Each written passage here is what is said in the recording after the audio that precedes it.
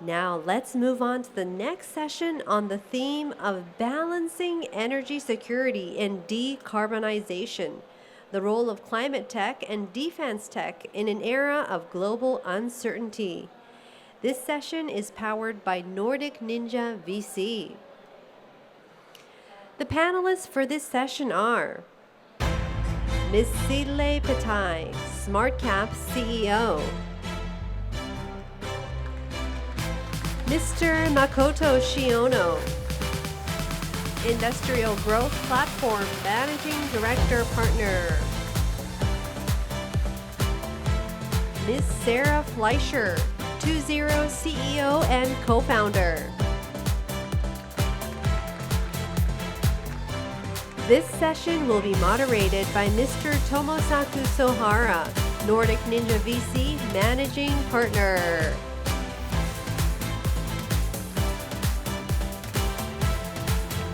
Let's give all of our speakers a warm hand of applause. Mr. Sohara, the stage is yours. All right. Okay. Thank you very much. Hello, everyone. Hello, Tokyo. First of all, thank you very much for joining the session. Thank you. My name is Tomosaku Sohara. I'm co-founder and managing partner at the NordicNinja VC. I'm originally from Japan, but I'm based in the UK. So I'm so delighted to moderate this panel in terms of like a decarbonization and a climate tech and a defense tech, how we can define the intersection between the climate tech and the defense tech.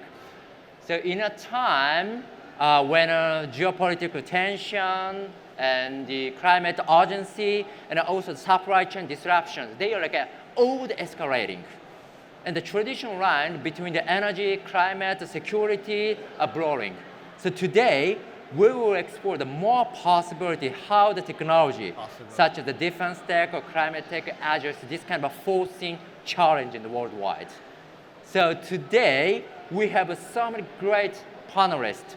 So first of all, the CEO of the governmental firm from Estonia, and an expert from Japan who can make a bridge between the geopolitics and the advanced technologies. And also founder developing the next generation of the critical mineral recycling from the Germany. So to start, I will ask three of you to make a brief introduction in a minute. So would you like to start, Sille? Yes, hello everyone. I'm so honored to be here. Japan is so welcoming, thank you. I'm Sille from SmartCap. SmartCap is Estonian state-owned venture capital fund. And we invest into basically three different investment themes. They're very mission-driven themes. We invest into generalist venture capital funds to basically boost Estonian tech ecosystem, develop capital markets, and then we invest into climate tech, and the third theme is defense tech. And we make both direct investments and fund investments. So that's in a nutshell. Thank you. Thank you, Sille. Maybe Shiono-san? Yes, thank you for having me here. My name is Makoto Shiono. Actually, I've been involved with investment and consulting for over 20 years plus. And I'm now doing some research on the emerging tech and geoeconomics at the Institute of Geoeconomics right now. So I've been looking forward to having conversation from Estonia and Germany, and I'm happy to be here. Thank you. Thank you. Thank you, Shiono-san. Sarah? Yeah, it's great to be here. I'm a co-founder and CEO of 20. We recycle lithium-ion batteries. Just imagine batteries from your electrical vehicles all the way to iPhone batteries. It doesn't really matter as long as they have lithium and graphite. We have a wet chemical process to extract those raw materials. So we produce recycled lithium and graphite from end-of-life batteries. We do this out of Munich. We're a German DeepTech company. So very excited to be here in Japan today. Yeah. Great. Thank you very much. Thank you for joining us. So we have actually only the 40 minutes. And then look at the topic, the balancing energy security and the decarbonization. Well, what a topic. That's right? huge. Yeah, that's a huge. But let's get into start our conversation. I wanted to make a interactive conversation as much as possible. So my first question to three of you, let's say climate tech. So traditionally, climate tech seen as a technology solving the environmental issue. But now everybody are talking the climate tech is also associated with the national security, energy security. So how do you see that? How has the climate tech evolved and also evolved into the model of the national security or economy security? Anyone want to start? I can start, Yeah? yes. Because I come from the eastern flank and I pretty much know what geopolitical tensions mean. All kind of energy, decarbonization, climate technologies have actually ended up at the intersection of defense and climate tech. And what we're talking about in Europe is resilience trends. Because at the center of energy security and decarbonization, what we have is natural resources. And the role of natural resources in national defense and security is actually critical. There are so many different ways that the adversaries can have an impact on our sovereignty or geopolitical situation through natural resources. For example, there are resource denial tactics that our adversaries can have, which means that they can always impact our economy and sovereignty through, for example, destroying critical infrastructure, cutting off critical supply chains. We can have basically no energy overnight, or they can attack oil refineries. So we're very vulnerable to any kind of attacks towards energy security and raw materials. And another way to impact us and make us vulnerable is through resource-driven peace tactics, what we recently saw in Ukraine as well. If there are any kind of geopolitical tensions or hot war, then natural resources can be a huge leverage in getting to peace or settling the geopolitical tensions. Resource sharing agreements are always at the center of the negotiations. What we saw happening globally or in front of all our eyes in February and March was how US was negotiating peace and asking for natural resources from Ukraine in return. So they are at the center of not just achieving climate neutral economy, but much more than that. Maybe achieving a resilient economy globally. Wow, you touch a lot of topic, a lot of insight, but Sarah, you want to continue? Love this topic. You know, as T0, we produce critical raw materials. I'm not sure if the audience here understands what critical raw materials even means.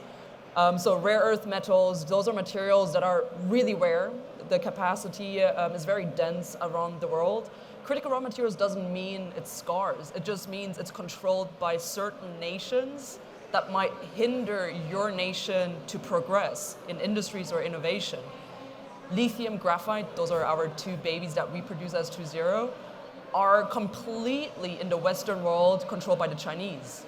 100% of graphite worldwide is going from China to the US as an import. 98% of lithium is imported by the Chinese as well. In Europe, we see similar numbers. So just imagine from the era of electrification, if you want to build a battery, you cannot unless you import these raw materials from the Chinese.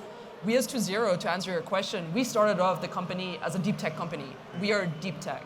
We understand how lithium and graphite behave in, let's say, a mixture of waste and get them out of that process with a very clean chemical process. So we never kind of classified ourselves as a climate tech or defense tech. We're just a deep tech. I would say others, externals, would see us as, yes, climate tech, because if you compare primary resources with recycled resources, you can save over 72% of carbon emissions. And you can save 1,000 times of water compared to mines versus recycled materials. But from a defense or national security point of view, we can enable industries locally. So I think the tables have turned. Lucky enough, we can position ourselves both ways. So that doesn't matter. But true inside, from 2.0's point of view, we believe in regenerating materials. And that contributes to the resilience that you were talking about earlier. So we're happy to contribute in that manner.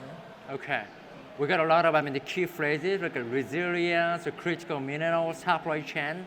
But before that, Shiono-san, so you have been following like climate tech or sustainability for quite a long time. Right. How do you see like from the Japanese perspective, Japanese investors' perspective, climate tech or defense tech, how we can collaborate or how do you see the intersection? I think I should talk a little bit about the situation in Japan. The impact of Trump administration in U.S. is huge. In Japan, I think there is growing anxiety. Like the Japanese major enterprises, the big companies, are growing worried about declining of decarbonization. So they are now thinking about whether they could proceed their decarbonization or with their tech or not is the main question right now. And on the other hand, with regard to the defense, I should say that there is the discussing the defense or military issue in Japan is so difficult. In Japan, it's still controversial. Still difficult. It's totally different from what is happening in Europe. It's so different because there's a strict tendency, like there's anti-military sentiment in Japan. Although we are surrounded by not so friendly countries like North Korea, Russia, and some big powers. But I don't think we are facing our reality. So the situation is so different from Europe and Japan. So that's our starting point when it comes to Japan. Okay, very interesting. We had also like a similar historical background as German as well. Germany? Yeah, Germany. Of course, it's a touchy issue. I understand, but let's get back a little bit about the technologies. So, critical mineral and the global supply chains, they are becoming a national strategy asset. So, how do you see from your perspective, what is a geopolitical proof or resilient supply chain look like for like an energy transition or like for the decarbonization perspective? Yeah, that's a very good question. In Europe, we woke up through maybe the happenings that are happening across the borders to other neighbors. Critical raw materials have propelled innovation in history. If you look at the First World War, the Germans could shoot 2 times further the distance from a rifle compared to an Englishman. Wow. Yes, because of the lenses that were used in the guns. Those were the creations of Carl Zeiss or shot, which maybe the Japanese here know from Nikon or Canon. It's the same glass that the Germans invented back in the days that basically helped the Germans to push forward at the borders from a soldier's perspective.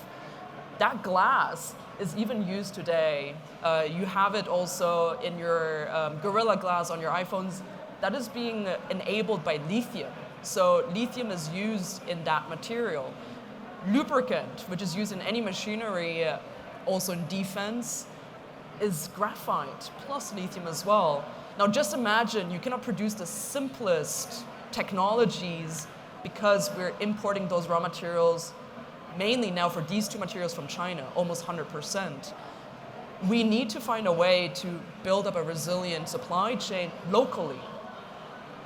We haven't done that for a very long time back in Europe, nor in the Western world. The Chinese have been doing it for the last 20, 30 years. They've built up the entire value chain from mining all the way to purification and then putting it into industries. We in Europe, we don't know how to do many things anymore. In Germany, we believed in the Ds, which is, of course, democracy, decarbonization, but we also believed in basic deindustrialization, right? During COVID, the Germans were not even capable of producing masks. We're not even capable of producing safety vests for the soldiers because we believed in deindustrialization. We're hardly capable to build anything in Germany anymore. We also believe in de-energization, which is insane. Germany is now completely reliant on the energy source as a commodity from our neighboring countries. We shut down our nuclear plants, and we also shut down our largest coal mine just early this year. So there's now a wake-up call that we're facing, especially in Germany, that we need to start having resources from within. We need to start being able to produce within. But we have a lot of challenges. So I'm very proud as a startup that we can push that boundary forward. I really like this concept of D, because Japan also has been following a lot of D: decarbonization, decentralization, digitalization. So let's come back to our D, defense. So maybe Sille, so you're running like a defense tech fund, you're running also like a climate tech fund. So I mean, you can work for the both funds. So in terms of the intersection between like a climate tech and a defense, like my internal concern is the technology originally developed for the defense. Is it truly contributing or like accelerating the decarbonization? Are we see real convergence between the climate tech and defense tech? What do you think? Yeah, history has shown that it's possible, and there are, that's a huge jump from the raw materials and critical materials, rare earth elements that are needed for these technologies to these actual technologies that are meaningful for end users. And there is a huge overlap. For example, let me bring you an example from Finland, a company called ISAI. But any kind of satellites or Earth observation companies are able to provide intelligence information for defense purposes, for mission planning and critical operations, but also environmental data that is needed for decarbonization. So we are seeing it, and we actually see more commercial and civil technologies being flipped to defense than vice versa so far. But I guess it's the question of a few years when we see the originally defense technologies having dual-use applications and being used in civil cases as well, because there are a lot of AI-enabled and autonomous solutions being developed for defense purpose as the primary use case. All the unmanned ground vehicles or drones, there's so much tech in it enabled by critical raw materials that we are sourcing from adversaries or China. For example, in European Union, 98% of rare earth elements are supplied by China. Or let's take energy. It's 60% of European energy needs that we need to net import. We also rely on energy supply from Russia. And that makes us, again, dependent on certain countries. And we need to be really conscious and have a clear plan how to increase this independence to develop the technologies that we just described. Can I jump in? It's interesting to see that in Europe right now, the investment in defense tech is getting ethical. What is behind it? Not in all the countries. I think you need to feel the pain and see the... Feel the pain. Feel the pain and understand what is going on in Ukraine. However, more and more, it's tightly related to environmental and climate investment themes, but more and more we hear that it's not just about ESG anymore, meaning environmental, social, and governance aspects when investing, but also D being added to ESG. Is ESG D now, D representing defense, because we consider defending democracies, defending sovereignty and our own people ethical. So it's not unethical anymore to protect your people and your country. And it has been a wake-up call. Just a few years ago, we were talking about green transition in Europe. Investing in green technologies was a huge thing, completely hot topic. And now we don't talk about green transition anymore. We're talking about resilience. We're investing in resilience trends and energy independence. Because talking about just green transition because we want to be greener, cleaner, makes us maybe vulnerable. And in a way, now I even try to distance and take a high-level view. Maybe we were a bit late with green transition. If we would have accelerated it and completed it a bit earlier, we would have much higher independence.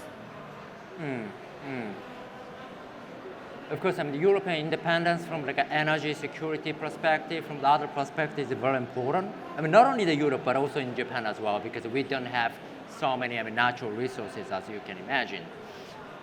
But at the same time, yes, maybe we need to cut the ties with like other countries, the dependency, decrease the dependency.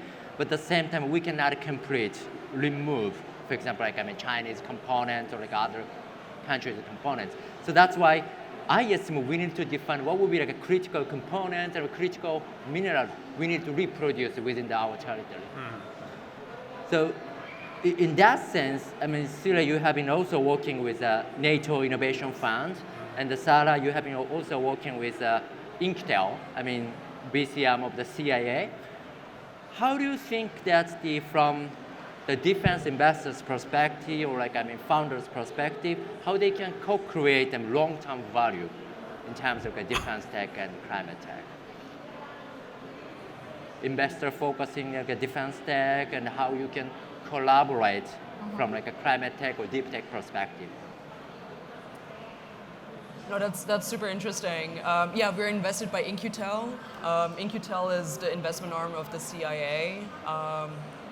Which is quite interesting, why would CIA invest into T0, which does battery recycling? It's kind of far off as an intelligence. But In-Q-Tel actually drives, for the last years, the main initiative to strengthen alliances, right? We see this is now a very defense topic, throughout the war, you've seen Russia works really closely with the Chinese work together with, North Koreans and also the Indians. That's a strong alliance. They're keeping themselves together throughout the whole wars. What is the West doing? What is Japan doing? What is US doing, right? So we need to kind of investigate how can we secure supply chains across the waters globally. So we have to work together. And there's three pillars, right, from an In-Q-Tel's perspective. One is, of course, intelligence. Cybersecurity is a main big problem. How can we secure IP? How can we secure innovation, engineering? Because that actually propels you in a national security point of view, but also industry success. Number two is critical raw materials. Yeah. If you can secure supply of your critical raw materials independent from other nations where you might have sanctions, that actually propels you forward and secures and gives you resilience for all your industries. And number three, of course, defense tech, which we're not. So we fall into the resilience of critical raw materials. From the investor point of view, we fit in for both. From a defense point of view, but also climate tech. We clean up climate tech. We clean up the batteries, we recycle them, we give them a repurpose. We just blend in. Yeah. I think NATO Innovation Fund that you just mentioned is a great example. And actually, I don't know how many of you know NATO Innovation Fund was initiated by NATO, but it was a peacetime project. It started investing immediately after the war in Ukraine started, but the whole strategy and preparations were made during peacetime. And the thesis was super simple. NATO allies realized that defense technologies is their home turf. They know every single defense technology or single-use technology on the market. They can develop them, they can procure them, but what they didn't know and feared of missing out was what's going on in the commercial domain. What kind of critical technologies are being developed for civil use? Let's take 5G and China. They were so afraid that they're missing out the very, very critical technologies for defense and national security reasons that they started scouting these technologies via NATO Innovation Fund. They wanted to be, on top of things and spot these ideas and technologies early on so they could use these and adopt these for defense use cases as well. So anything from biotech, healthcare, wound care. You need wound care in war, communication solutions. So a wide a range of things that you can use both for military and civil cases. So that's the story, and raw materials, critical materials, supply chains, de-risking supply chains, diversifying supply chains is one pillar of innovation in defense. Well, a bit different topic, but Makoto Shiono sense you touched the point, whether they like or not, America is changing. Yes. Yeah. And after Donald Trump, took the presidential role again, and maybe the relationship between the U.S. and Japan and Europe also will be changing. Traditionally, Japan has been working so close with the U.S., but from the Japanese perspective, Japanese investor, Japanese corporation perspective, how do you think that how Japan deepen the cooperation with Europe in terms of defense tech or climate tech? Yeah, I think there is some huge opportunity right now, because the Japan has been very dependent on U.S. for security, national security issues, but I think we haven't seen the wake-up call. Wake-up call. We can't hear that, but I think we are having some opportunity to collaborate with European nations, because Japan should seek for like-minded countries, and which we can share our common value, like liberal democracies. So that's I should put the emphasis on the liberal democracies, because when we look at the world, it's declining, right? But in that sense, for example, like defense tech, now Japanese government is trying to develop some program with fighter jet program, which called GCAP, which is collaboration with the Japan, UK, and Italy. We should have Germany too. So but it's, that kind of collaboration is pretty much new here, because we never imagined that we do have some kind of collaboration with in terms of military with European countries, not the US. So I see some opportunity, like defense tech, climate tech. If we include defense tech and the climate tech in the public sector, so we should make some bridge between the governmental institution like yours and private money like yours, venture capitals. Yeah, that's our, the timing is coming. I can pick up the conversation from here and top it up. Yeah, we're getting to the technologies, the tech. As I mentioned, we have 3 pockets, and 2 are very mission-driven: green tech and then defense tech. And when I bring examples from our green or climate tech portfolio, then what is illustrating energy security, for example, is we're investing in Stargate Hydrogen. They're developing hydrogen electrolyzers. It's all about energy security. Or graphite, critical raw materials. We have invested in UpCatalyst that is turning captured CO2 to graphite and carbon nanotubes. Again, Europe is trying to localize the production and extraction of critical raw materials. And then on the defense side, we cannot disclose any investments yet, but we have made our first investments and we're in very advanced stages of closing the next ones. But what the defense forces, now we have defense forces because it's all about defending ourselves against the adversaries. Our defense forces have addressed a very strong need for any kind of defense technologies that are developed to defend ourselves. So defensive, not offensive technologies. And when I say defensive technologies, they're any kind of anti-tank or counter UAS. So basically anything that we can protect ourselves against threats coming from air, land, sea, because we want to defend ourselves and protect our citizens, and it's not about offending the enemy. So yes, we do invest in these technologies. Some of these are dual use. That is a bit easier. They have a revenue streams that are also commercial, but we also invest in single-use military technologies, and that are, from commercial point of view, very hard to invest in because there are very limited number of end users.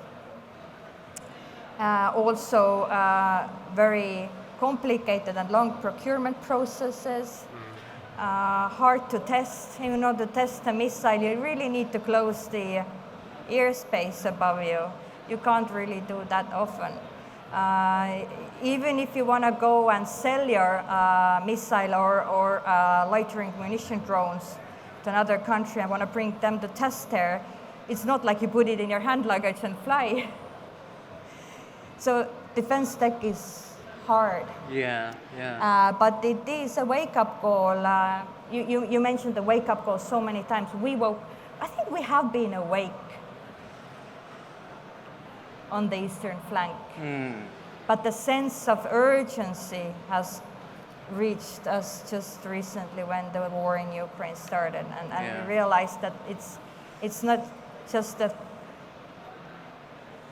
potential threat, but it's real. It's real, yeah. And you always think during peacetime that this hot war, it's not going to happen again. Or if it's going to happen again, it's going to be different. It's going to be milder, nicer, not so deadly. That is so not true. How do you see more fundamental technology like generative AI? Generative AI could be used for multi-purpose, like for military, for defense, climate tech, everywhere. Gen AI is everywhere right now. How do you see that? Yes, I think you can't really see any defense tech companies that don't mention AI enabled. However, let's be clear, there are conventions in place. Again, peacetime conventions, but basically these conventions forbid and block you from using completely autonomous and AI-enabled strikes,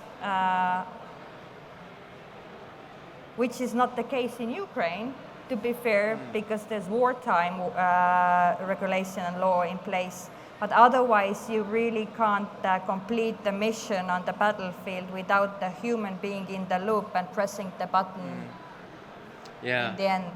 So yes, it's there, but it cannot be fully utilized, in my opinion. But for example, it plays a critical role on the battlefield. Let's say you have a tank. Tank can be masked to a kindergarten overnight, and your drone, let's say ISR drone, is on a surveillance mission trying to detect tanks, and the tank has become a kindergarten overnight. So these devices need to be smart and AI enabled these days to really quickly learn what a threat looks like and how it's changing overnight. Yeah, yeah. 100% agree. And also in terms of like technology, terminology of the technologies, still like a defense tech or maybe dual use cases is still controversial. But at the same time, I fully agree that the Europe don't use climate tech anymore. Maybe rephrasing to like a resilience tech, but at the same time, it makes more sense as you suggest like a deep tech. Because the climate tech or defense tech, it's just, I mean, up to the like application or subject to the like use cases. So I think that Japan also can learn how to utilize the technology and how to address like, this kind of potential issues. Coming back to Japan and European cooperation, sorry for that because we're in Japan. Sara, I mean, you have also working with the Japanese corporation, the couple of the Japanese corporation. What do you expect for Japan? Japanese corporation, Japanese investors, Japanese markets. You can make a bold statement for the Japan. That's beautiful. Yeah, thinking big for Japan. For those who don't know, 2.0 is invested by NordicNinja, of course. We also have Honda and also JGC in our cap table. So we got one of the largest automotive companies out of here and one of the biggest and oldest engineering companies that is supporting 2.0. Yeah. I think Japan needs resilience. Needs resilience in raw materials, commodities. Japan is in the same shoes as Europe and the US, completely dependent as a country, as an island in itself. But all the resources are here. The batteries are produced here. I think lithium-ion batteries were almost invented by a Japanese. The patent is by a Japanese person. So, let's clean up the waste here locally and bring that resilience for Japan. Similar to Germans, I think there's always some parallels, maybe sometimes negative parallels between Germany and Japan. But this is a tech nation. This is an engineering nation. We love precision. We love, engineering from both nations. Let's bring that back alive again. And maybe that is supporting startups that do deep tech. The talent is here, right? So it is a bright future for Japan. Yeah. Thank you. Do I receive it? On behalf of the Japanese people. I'm getting time pressure now, and so let us finish with final quick round. What would you say that if we were to meet again in Tokyo, hopefully like a Sushi Tech in 2030, so what would like a success look like for the decade in terms of like a decarbonization or defense tech? How do you define the success by 2030? All right, I can start. 2030, that's, from a startup perspective, a very long timeline. Our company is only 2.5 years old, so 5 years is double that. 2030, 2035, global demand of lithium is 5 times more than supplies even available. So if we get recycling right and can regenerate the materials and provide recycled lithium, we can mend that a bit. Maybe from 5 times gap to maybe the half of that. So I envision 2.0 to be in a global space, probably also in Japan. So this is maybe some spoiler.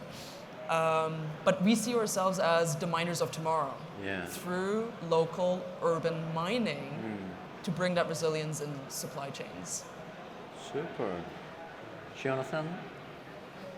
Yes, I'd love to have peace 2030. Yeah, but I'm a big fan of the Gen AI, so I should talk a little bit about it. I think that the collaboration between Europe and Japan should include Gen AI thing, because when we look at large language models like ChatGPT, LLM will include some ideology. They can influence people like TikTok. And nowadays, Gen AI LLM is booming, and their influence is growing faster than ever right now. So we should discuss about rule-making things, and of course, technical things, technology things. And of course, Gen AI needs to have much more energy, like electricity, and a huge data center, like a hyperscales. And I think the huge nations, only huge nations have that kind of LLM because they need to have hyperscale, electricity, engineers, AI researchers. That's the requirements. And that's a huge requirements. The small, mid-sized country can do that. So we need to have some collaboration. We need to have alliance within our like-minded countries. That will save our liberal democracies. Interesting. Yeah.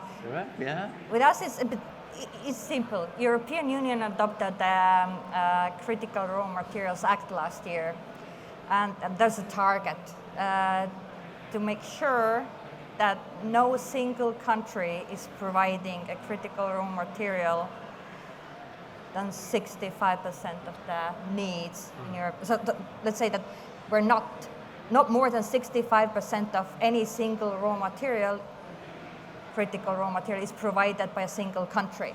And that's a target. And that should basically create a situation where we're not that dependent on potential adversaries, so loosen the geopolitical tensions. But also what I would like to say is that we really, through these technologies, like 2.0 or any other technology increasing energy security and contributing to decarbonization, through these technologies we can actually disarm our adversaries because we're rearming ourselves with natural resources and critical raw materials. We're not that dependent on other countries anymore. So we're more resilient and less vulnerable. Okay, thank you very much. But before wrapping up, I wanted to give the microphone to the audience. So I think maybe we can answer to one or two questions if we are allowed. Is there any question I wanted to ask, any kind of topic related to the defense tech or climate tech? So if you have some question, please raise your hands. Japanese or English, whichever.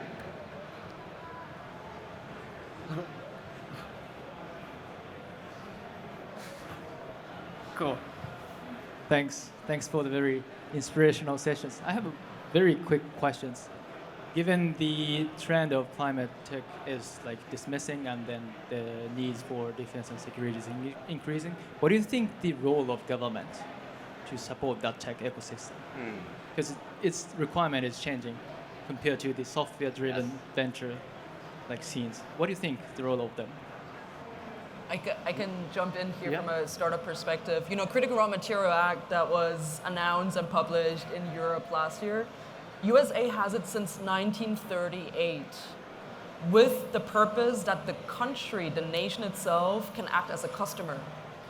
So the United States of America buys critical raw materials for its nation, for its industries. We need to think more like that in Europe. We don't have that thinking at all. So that would be cool. I like to sell my lithium to the government itself. I think governments play a critical role, and let me tell you why. Governments, through laws and regulations, can have either strong push towards green transition or increased national security and defense. And then they can also have a strong push towards that through supply of capital. So there are different tools in states' box that they can use to drive these changes. And we call these mega trends. So what we see in Europe clearly are mega trends towards green transition and increased national defense and security to protect our sovereignty. Any suggestion for Japanese government? Japanese government? Yeah. I think they are doing doing well. I mean, Okay. I mean, they're the procurement or subsidizing is the key word here. So if the decarbonization is declining, and there is some tendency from the Trump administration, it's decarbonization is dying here. But the Japanese major enterprise is trying to look for some opportunity, and I think they will continue to seek for another tool to do decarbonization. And they will sleep for 4 years, maybe. Thank you. I have a follow-up question. I wanted to continue, but unfortunately, we need to wrap up. So time is over. Thank you very much for joining. Please give a big round of applause to the great panelists. Thank you very much.